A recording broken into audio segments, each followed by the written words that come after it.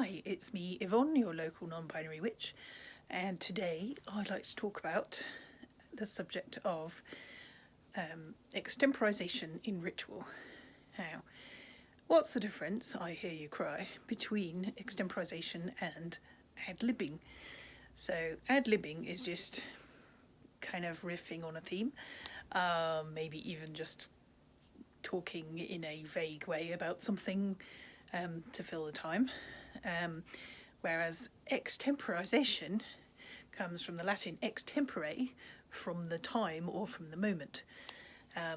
So the idea is that you are inspired to speak from the moment, from the place, from where your mind is at. Now, why is this useful in ritual?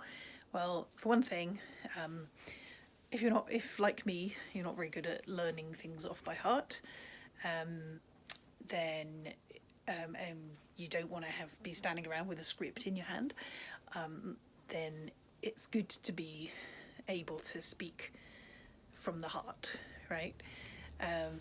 Also, we want to communicate with our deities and spirits from the heart in a genuine way, rather than with preset words necessarily. So what I like to do is, say you're calling the quarters, for example, you start with your set words from your tradition, you then say something extemporized, and then you finish with some more set words, because then everybody knows that you've started and you finished because you used the standard words. So they provide a nice framework in which you can speak from the heart in an inspired way. So a lot of people find the concept of extemporization a bit daunting because, when somebody does it who's been doing it for 30 years, they just go blah, blah, blah, and come up with something that sounds really poetic and great, hopefully.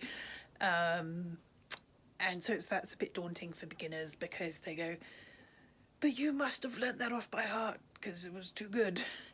So I'm going to tell you the secrets of how to do it and sound like you've been doing it for 30 years. So the first step is to think, okay, what is it I'm talking about? So for example, if you're talking about the element of water, and it's in the direction of west, then you have a number of things to work with. You have what's your association with water. So flowing is one thing you could talk about. Depending on the time of year, you might talk about the way that water is at that time of year. So like in spring, there'll be lots of babbling brooks and rushing streams, and in winter, the water is frozen or falling as snow, and so the streams will be frozen, and there might be icicles dripping, that kind of thing.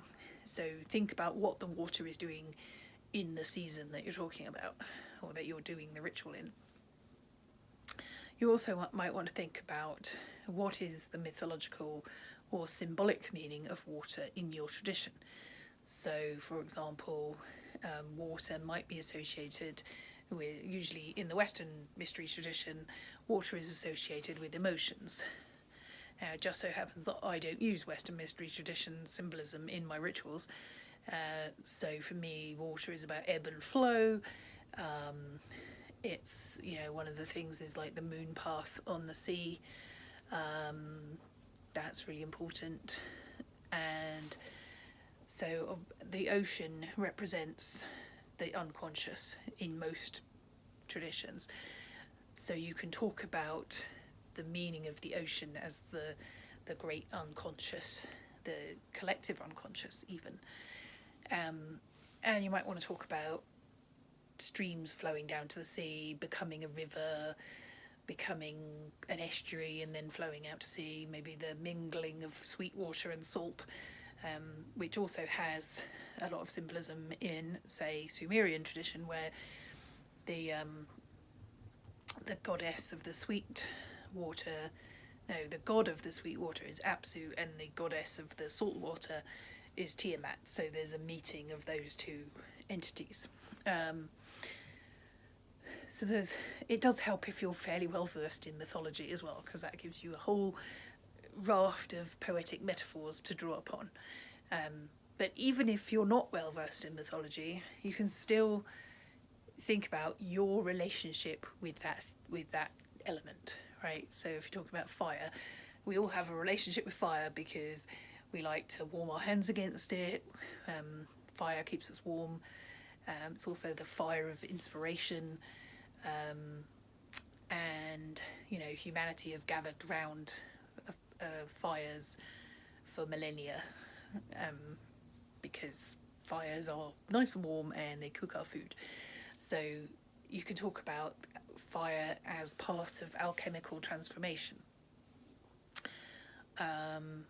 Earth, it's about stability, it's about growth, it's about fecundity, and so you can talk about all the different aspects of earth, the fact that it produces our food.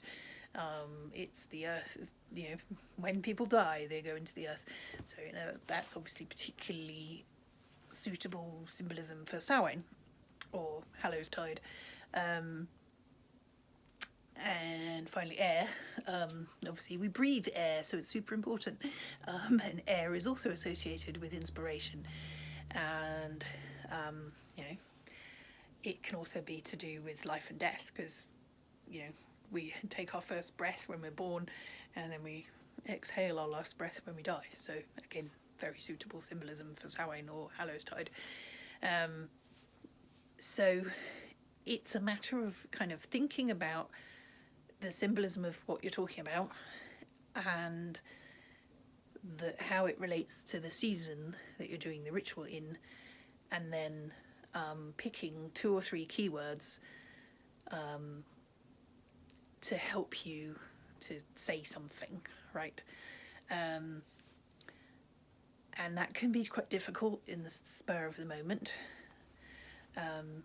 So it's a good idea if parts are dished out before the ritual starts, and maybe you have, somebody says, right, okay, who wants to call the water quarter? So you go, yeah, sure, I'll do that. So when you do that, and while during the ritual preparation, you can be thinking about your 3 keywords and how you're going to say what you're going to say. When it comes to deities and spirits, that can be a bit more difficult, because you kind of have to know the symbolism of that deity before you can extemporize about them. So my advice there would be pick a deity that you feel drawn to. There are lots of lists of deities on Wikipedia and on various pagan websites online. So, or if you really don't know anything about deities, then think, okay, what's my favourite animal? So say your favourite animal is cat, so you go, right, I'm going to look at all the cat deities and see if I like any of those. Or if I feel drawn to any of those. Or you might be really into trees, so there are lots of tree-related deities.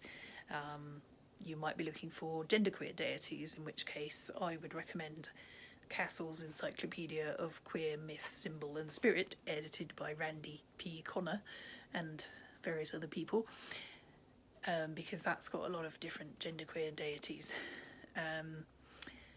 And thankfully there are now lists of genderqueer and non-binary deities online as well. And so there's pretty much a deity for everything. There's even Cloacina, the goddess of sewers, and there's the Japanese have a deity of toilets. Can't remember the name now, but there really is a deity for everything, right? So pick an area of life that you're interested in, and there's probably a deity for that.